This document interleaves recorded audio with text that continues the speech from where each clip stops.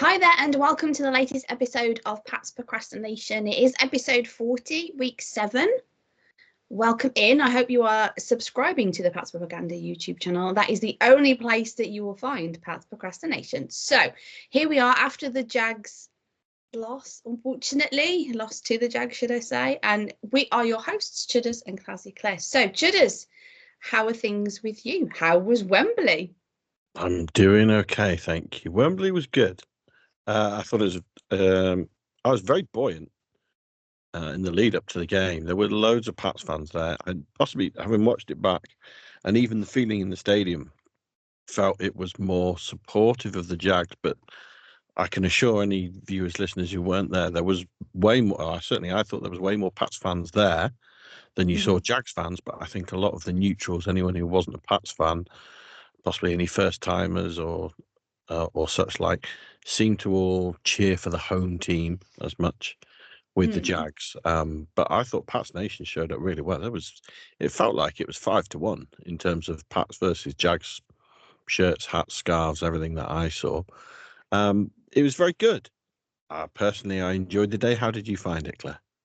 Yeah, it was great. Because we were on sort of opposite ends of the stadium, weren't we? So I think it was maybe there was a few more Jags fans around me than Pats, but there was proper. I would have said at least 50-50. I would definitely say that there was plenty of Patriot support, and you could hear it. I watched it back on the TV yesterday because obviously it's a very different experience being there, and you miss things and stuff like that. And whilst you get the atmosphere, you don't necessarily get a sense of certain sort of sounds, sights and sounds. So when I watched it back on the TV yesterday, it was evident that there was big Patriot support there. So really happy that we were well represented. Unfortunately, it didn't quite sort of turn out and transpire how we would have liked it. But I even said on social media that it was unfortunate, it was disappointing.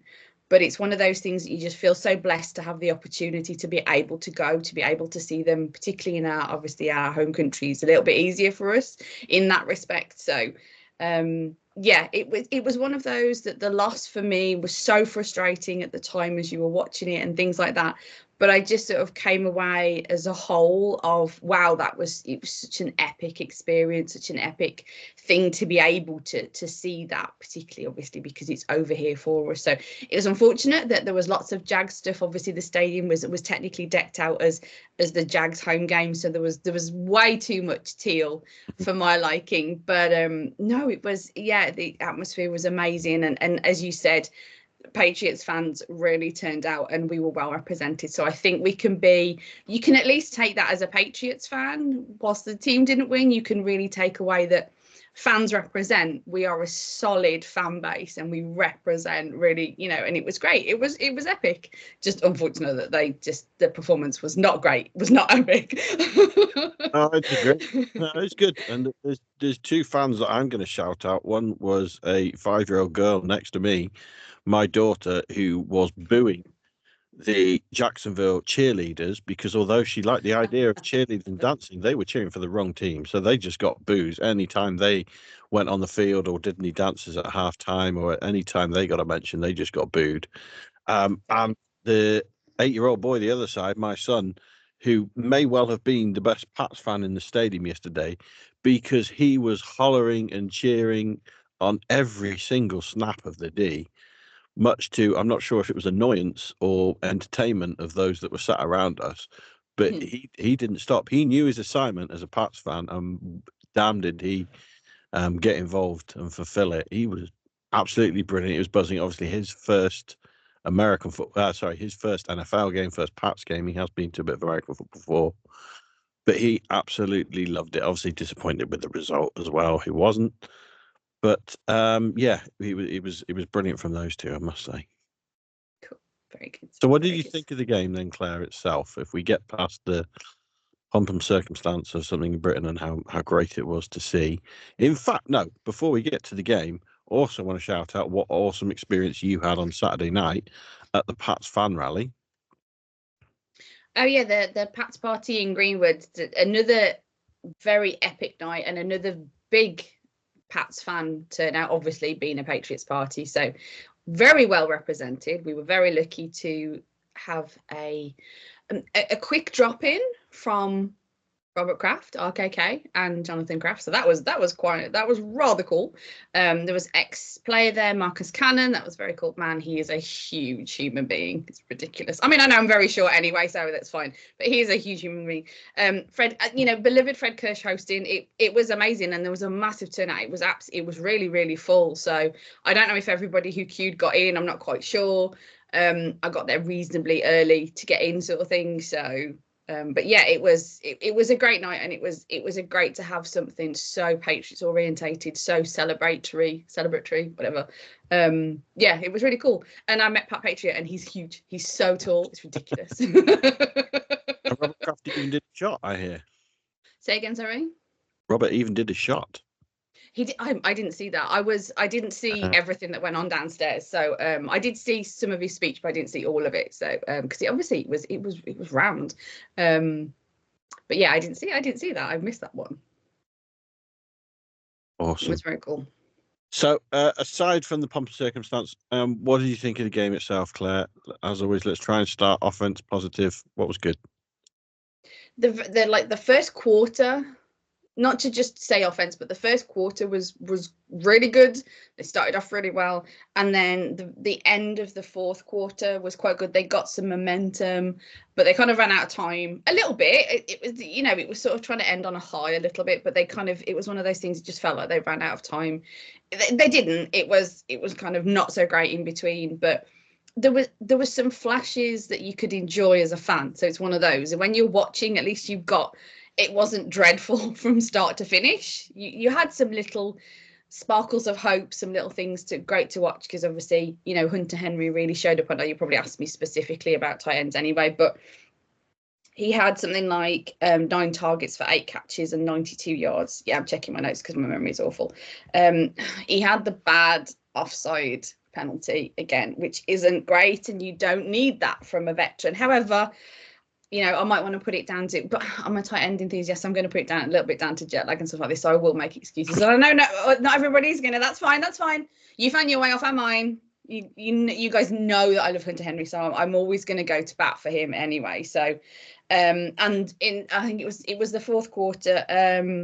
He had a really great catch, and it took like 3 guys to take him down. And it's one of those things of tight endage that I enjoy watching, because it all stems from when I first started to love the sport, when I was watching Gronk and stuff like that. I always love it when it gets very physical and they have to battle and they fight and they prove how good that position is and how good that player is and stuff like that. So those are kind of really all that we're going to be able to pick out. Drake May obviously played really well. The one thing to take away from these games, I think, and as we go along, as we watch these losses, and I appreciate their losses, and they're not fun to watch. And I know we'll get onto the defense, or at least we'll touch on the defense. And it sort of felt a little bit kind of let down by that. But Drake May shows a little bit more strength each game.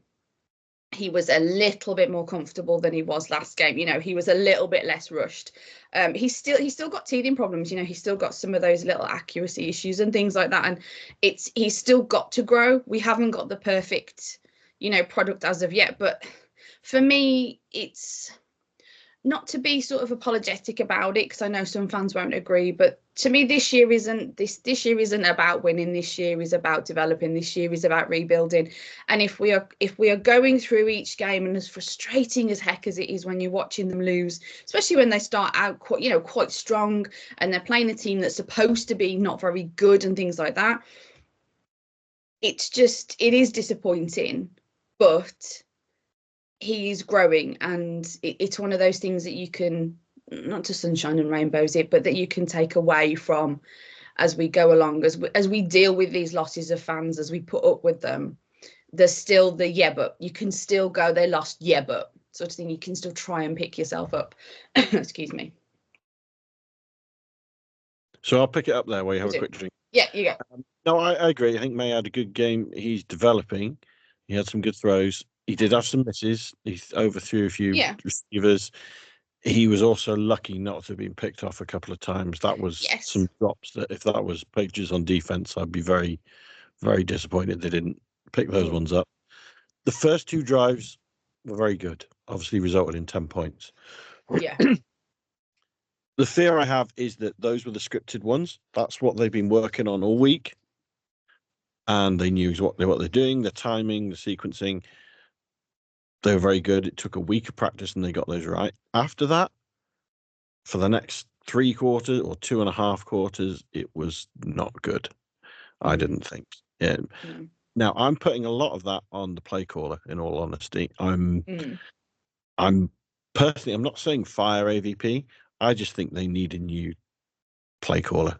I don't think AVP is good at adapting in games to really get the best out of the offense the Patriots have.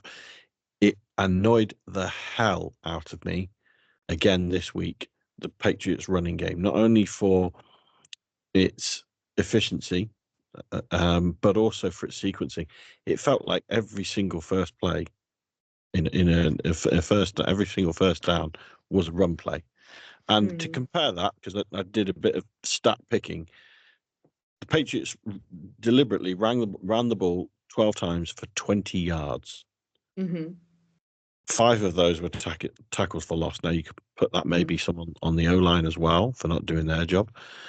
That's awful compared to, and I know we'll get to this in a minute, but the Jags, who ran it 37 plays and only had 2 tackles for losses, and they ran the ball 17 times in a row. The Patriots' run game is virtually non-existent at the moment. The most efficient runner was May when he was scrambling. He picked up, I think, is it 38 yards? I think he picked up. I should know off the top of my head. May. Hang on, I got the stats. 18 yards. Yeah. He got 15 of those on one play for the first down. The run game is not there. Whether you want to blame the O-line, whether you want to blame the running backs, it's not there. And I don't think the sequencing helps at all in my mind. Every time it seems like, right, we'll do a run play here, stuffed into the line, 1 yard, or even tackle for loss. It's just not effective. It's difficult to push back slightly, not to make excuses, but it's got to be difficult when they're on their 7th game and their 7th O-line combination. Now, I'm not trashing the O-line because I think they tried really hard, and I think my underrated player was going to be Ben Brown, because this guy's just sort of like had to turn up 10 minutes before a few games ago and really try to fill huge shoes of David Andrews. So not to bring that forward, but that would be my underrated player of the game, just for effort. Maybe not for execution, but definitely for effort. And I don't think he did too badly when it comes to execution. But there is that slight pushback of game 7, 7th combination. And the one thing that keeps O-line strong is that consistency. And loads of people have talked about this. I'm not the first person to mention this. This has been done by, the proper media people who know exactly what they're talking about, that you need consistency, and the strength to the O-line is that kind of consistency, that brotherhood, and they don't have that at the moment. Now, again, that's an excuse, and there are other teams that are suffering this as well, and I fully appreciate that. I'm not saying it's the only reason. It was just, I have that tiny little pushback of, there is this element that is very difficult to get over, to be fair, but that's me and my O-line sort of. Please continue. Yeah, you've covered it. I'm critical of the O-line as well. Yeah, it's the 7th, and there's a possibility it could be the 8th, different next week. But I expect the NFL O-line to go out there and be able to drive for more than 1 yard, or average more than about 1.5 yards per running play. I expect them to be able to be schemed, work with what you've got. Even the running backs doing a bit more. You should be able to run for more than 1.5 yards every play on average. It's not good enough. It really isn't, and I don't think the sequencing helps with that at all. You knew exactly what they were going to do every time, and it wasn't effective. It wasn't efficient. I also hated the fact that they went for 2. I know people can debate it, and Mayo came in and defended it in his post-game call, but I did not understand why they went for 2. It just didn't seem the right thing in terms of momentum. Get the game. The Jags, I thought, messed up a few plays earlier when they decided to go for it on 4th down on about the 7-yard line or whatever it was. When I was saying they should just be kicking this, kick it, simple kick, make it a 3-score game, and the game's over. Trying to get the first down or whatever they were to try and eat a little more clock didn't I know they've moved the ball pretty well, but that just seemed a stupid mistake in my mind. That then the Patriots managed to drive down the field and score a touchdown. You thought, this is going to cost them. You've totally swung the momentum now. Defense finally pulled something out and got a fourth down stop. The offense has driven down the field, albeit against a slightly dropped back defense who were just ensuring they didn't give up big plays more than anything.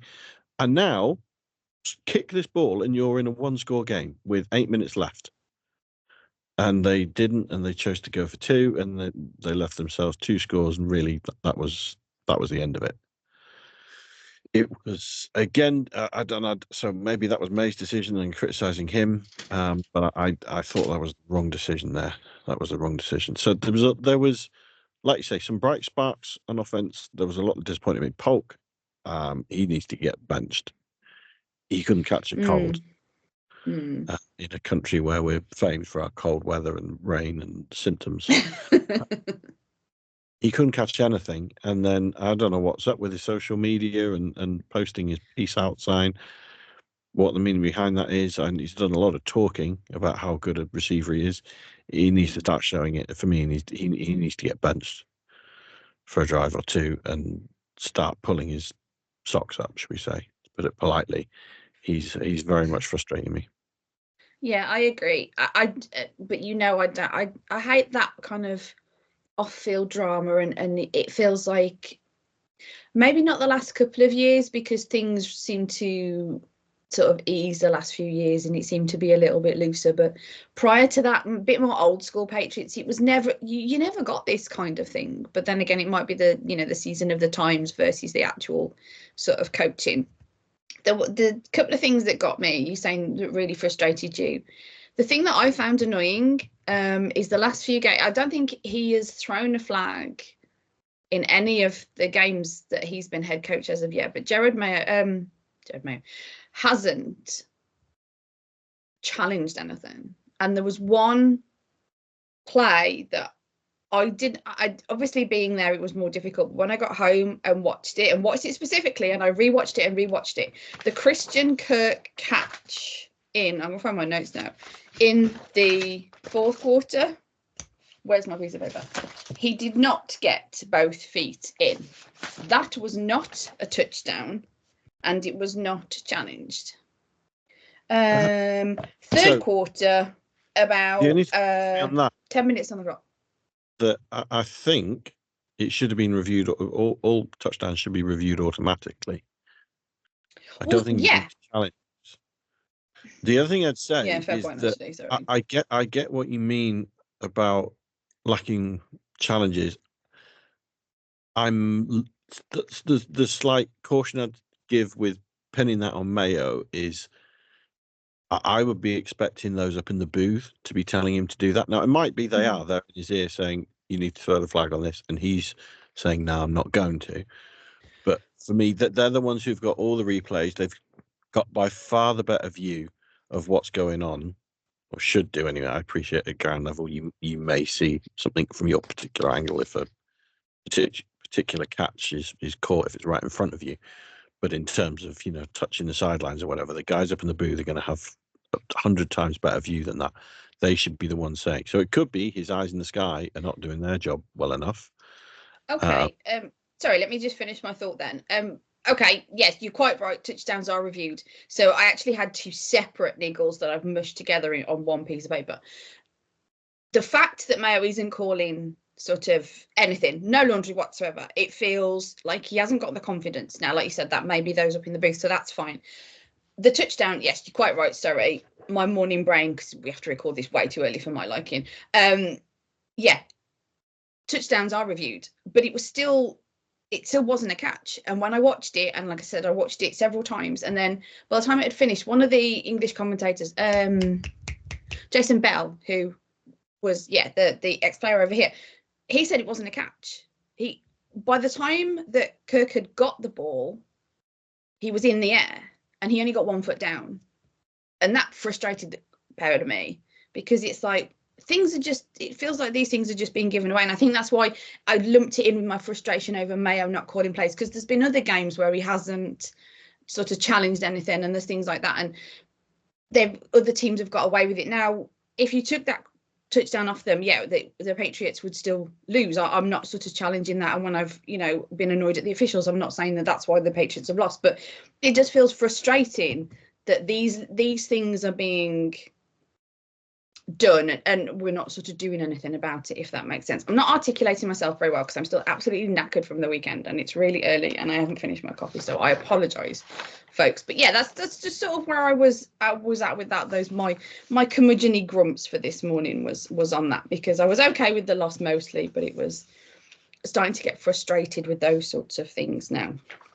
Anyway, so, do you want to talk about the defense before we run out of time? Move on to defense. I'll ask you, have you got anything good to say about the defense? Let me check. I don't. I peek behind the curtain. I have boxes here that I fill in my notes, and I have nothing in the good for defense. Anyone you want to call out? I have one. John Jones had a great tackle, and it forced the Jacksonville Jags to have to punt in the first quarter.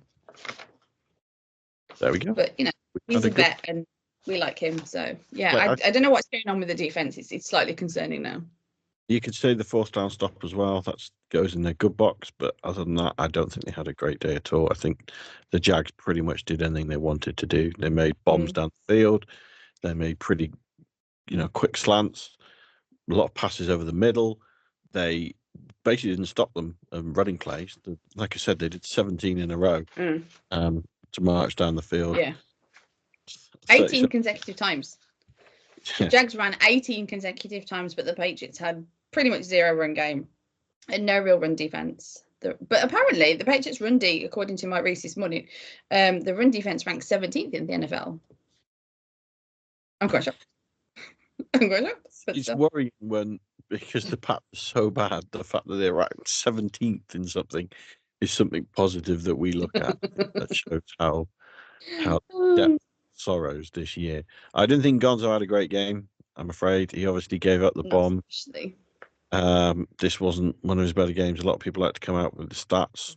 This is what went against him. I didn't think he had a great game. It wasn't horrific, wasn't the worst, but you can't say it was a good game for him. Like I said, run defense is poor. The pressure, it just didn't exist. There was 0 sacks. There was 0 QB hits. Lawrence was under no pressure. I'm gonna do I'm gonna try and do the positive pushback again, because I really try and balance it out with this. They haven't got Peppers. They haven't got Barmore. Obviously, we lost Judon ages ago.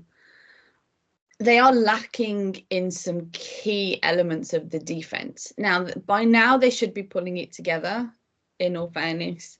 But there is key elements that is lacking when it comes to the defense.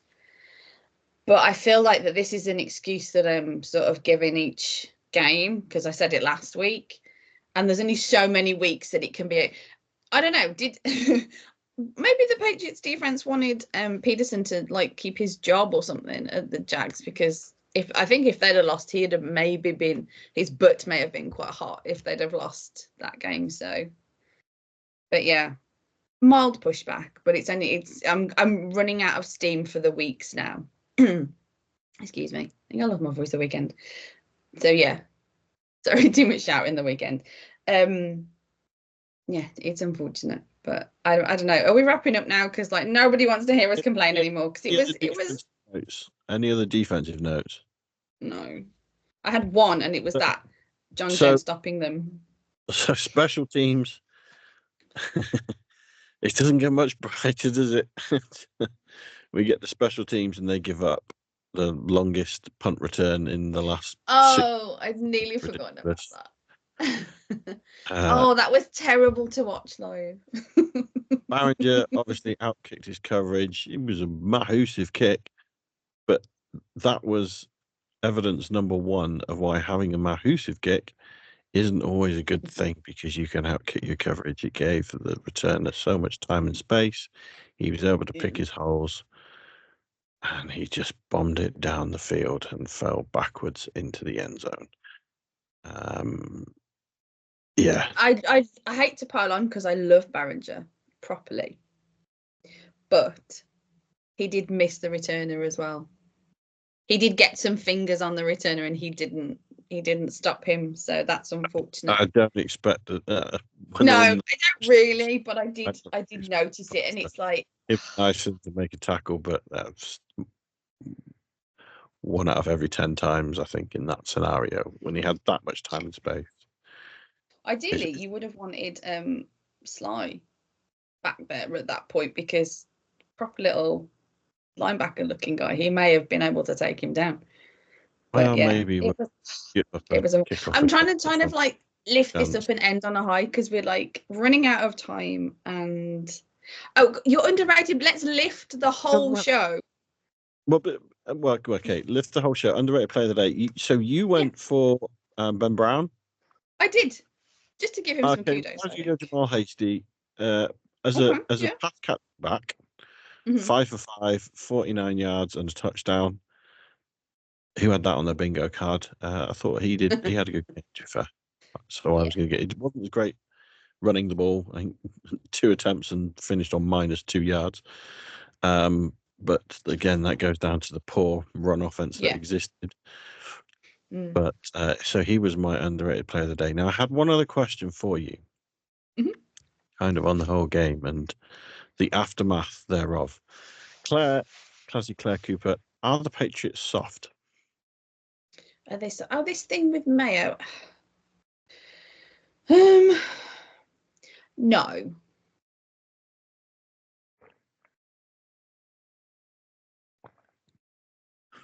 Is that the end of your comment on that one? Correct. I think because I know you'll have plenty to say, so there's no point me saying much, because we'll run out of time and you always have plenty to say. So it's I don't think he's wrong. You'd think in the trenches, like we talked about earlier, the defensive line wasn't stopping the run and wasn't getting pressures on the quarterback. The offensive line wasn't doing anything in the run game. That weren't horrific in pass protection, but they weren't great either. And you'd say that's the meat and potatoes of what makes you a tough team. I don't think he's wrong when he said that the Patriots are soft. Next question: do you think Gerard May is soft? Well, just to quickly jump back, when you say soft, I mean, I still think that they're not succeeding, but I still feel like that's not the team being soft. You're sort of using an analogy. I don't disagree with all the examples you just gave. Obviously, I can't. It's right there, but I just don't sort of still feel and look at the team and say the team is soft. They aren't playing great, and they need better coaching, and they need better a lot of things. But I still don't think I would say they're soft. But like I said, I'm not disagreeing with what you said as examples of why you do. It's just I wouldn't say that, but that's just me. That's just my opinion. Maya being soft, I don't know. That one's a difficult one to answer, because he's got huge shoes to fill. Everybody's looking at him because he's having to, be the next Bill Belichick, and he can't be, and he's still finding his way in that aspect. But I think he is a little bit out of his depth occasionally, and it's unfortunate. However, for me, it's his first year. For me, it's what do you expect from someone type thing, and you can't even, I don't even feel like it's majorly comparable, because everybody's circumstances and everybody's personalities and situations are different. I think he may be struggling a little bit at the moment, but yeah. So I'm not calling for anybody to be fired and things like that. It still feels like, I'm not saying you are, I'm just saying this is a process. This is a big process, and it's unfortunate that we've only got so many games in a season to go through this process. But I don't know. For me, because I always try and be the positive, and I know that's why we do this, is to try and balance each other out and stuff like that. But for me, it is a case of, I love the game so much that I'm doing okay with it at the moment. Now, it might get to the stage where by the end of the season I'm just so frustrated with the mistakes and things, and that's fair. But I, as a Patriots fan, I'm just doing okay, and I'm just along for the ride, and let's see sort of how it goes. I suppose there's always that you go back to the but we've got Drake May situation. So yeah, I guess. So I thought Mayo was soft when he tried to retract yesterday in his radio hits, his soft comment, which seemed to show, you're being, the irony now, you're being soft because you're trying to walk it back when you said it. The commentary that came around it was, should you have said it? But you're not wrong in what you said. You're right. I don't think they're not playing with an intensity. They're not instilling fear on either side of the ball in other teams. And yes, I can see why you'd get criticism for saying it out loud, and having to deal with how that'll be heard in the dressing room. I think he would have done better coming out and doubling down on it and saying, "Yeah, no, I said that. I'm firing my guys up. Come out and prove me wrong." Yeah, would have been a better way to have dealt with that than to come out and say, "Oh, well, I said we were a soft team. I just meant some of our play." Like, you're instilling that soft attitude by now coming out and backtrack, in my mind. Yeah, I don't disagree. I see your point completely. I in no way am I calling for his head at all. I'm trusting to the process. In my mind, new programs like this have got about 3 years. First year where I'm happy to kind of write it off. You're instilling something new. Second year, I'd like to be seeing some progress, step forwards, and by year 3, I'd like us to be challenging for something. It could just be challenging for the division. I'm not saying Super Bowl contenders, but you'd expect us then to have a program instilled, have players that have built around through draft, through trades, through free agency, and that you've got that. And so in my mind, they've got that time. But I think you are instilling a soft environment atmosphere, and I think other echoes of that could be something like what seemed to go on with Brissett. I do fear that there was a promise made early in the season, or rather when he was acquired, and they were living up to that. I'm not so keen on that. But we are where we are anyway, and hopefully the Patriots will bounce back fighting this weekend when they are home to the Jets for a 1:00 kickoff.